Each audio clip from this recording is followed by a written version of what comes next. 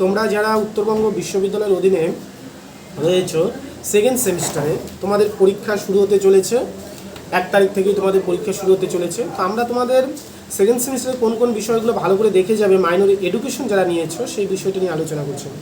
Minor এডুকেশনের জন্য তোমরা সবার প্রথমে মান 12 জন্য যে প্রশ্নটা পড়বে, শিক্ষা মনোবিদ্যা কাকে বলে, প্রকৃতি পরিধি, এই প্রশ্নটা ভালো করে দেখবে।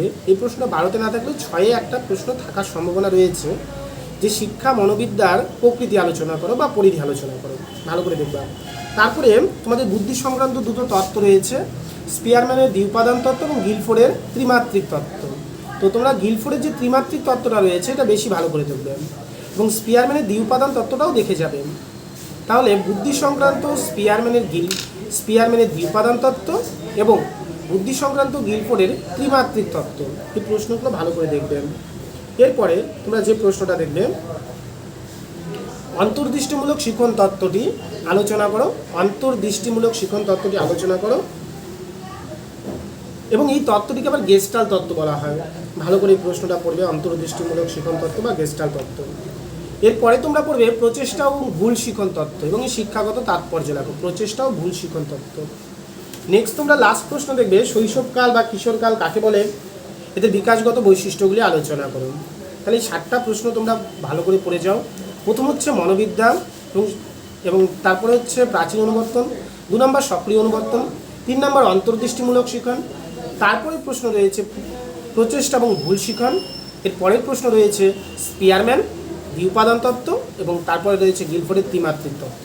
মান 6-এর জন্য তোমরা কী কী পড়বে, প্রাচীন অনুবর্তন এবং সক্রিয় অনুবর্তনের মধ্যে পার্থক্য প্রশ্নটা পড়বে, মনোবিদ্যা এবং শিক্ষা মনোবিদ্যার মধ্যে পার্থক্য প্রশ্নটা পড়বে, বুদ্ধি সংক্রান্ত থার্স্টনের বহু উপাদান তত্ত্ব পড়বে, শিখনের বৈশিষ্ট্য এবং শিখনকে প্রভাবিত করার বিভিন্ন উপাদানগুলো পড়বে, ভাষাভিত্তিক ও ভাষাবিহীন অভিজ্ঞার প্রধান বৈশিষ্ট্যগুলো পড়বে, স্মৃতি কাকে বলে, স্মৃতি উন্নয়ন কৌশল কাকে বলে, বিস্তৃতি কাকে বলে, বিস্তৃত উন্নয়নের কারণ লিখবে, এর পরের প্রশ্ন স্বল্পস্থায়ী স্মৃতি এবং দীর্ঘস্থায়ী স্মৃতির মধ্যে পার্থক্য লেখো এবং লাস্ট ব্যক্তিত্ব সম্পর্কিত যে বিভিন্ন তত্ত্বগুলো রয়েছে আলটপ ক্যাটেল, এই তত্ত্বগুলো তোমরা পড়বে।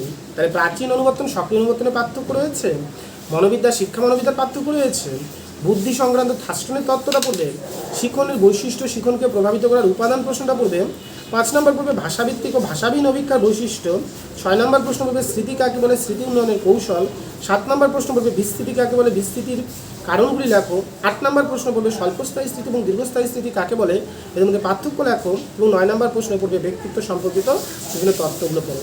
3-এর জন্য পড়বে কি, যে 3-এর জন্য যে তোমাদের কাকে বলে এর অর্থ, এই প্রশ্নগুলো দেখবে, শিক্ষা মনোবিদ্যা কি, শিখন কি, বুদ্ধি কাকে বলে, হ্যাঁ, অন্তর্দিষ্ট শিখন কি, তারপরে প্রাচীন অনুবর্তন বা সক্রিয় অনুবর্তন কি, এরপরে তোমরা আইকিউ বা বুদ্ধাঙ্ক কাকে বলে দেখবে, এটা একটা খুব কমন প্রশ্ন, স্কিনার বক্স ও পাজল বক্স কি, এই প্রশ্নটাও তোমাদের কমন রয়েছে, ব্যক্তিত্বের সংজ্ঞা দাও, জিও এস উপাদান বলতে কি বোঝো, হ্যাঁ, বুদ্ধির সংজ্ঞা দাও, এলটিএম ও এসটিএম কি, এই প্রশ্নগুলোই যদি তোমরা 3-এর জন্য পড়ো তাহলেই তোমাদের প্রশ্ন কমন থেকে যাবে। তাহলে মান 12-র জন্য জাস্ট আমি 6টা প্রশ্ন বলেছি, মান 6-এর জন্য তোমাদের 9টা প্রশ্ন বলেছি এবং মান 3-এর জন্য তোমাদের যে প্রশ্নগুলো বলা হয়েছে এই প্রশ্নগুলো পড়ো, তাহলেই তোমাদের আশা করি পরীক্ষার ভালো রেজাল্ট হবে এবং 100% তোমরা কমন পাবে। বাকি এই নোটসগুলো যাদের প্রয়োজন রয়েছে তোমরা আমাদের দেওয়া নম্বরগুলোতে যোগাযোগ করে নোটসগুলো অবশ্যই সংগ্রহ করবে।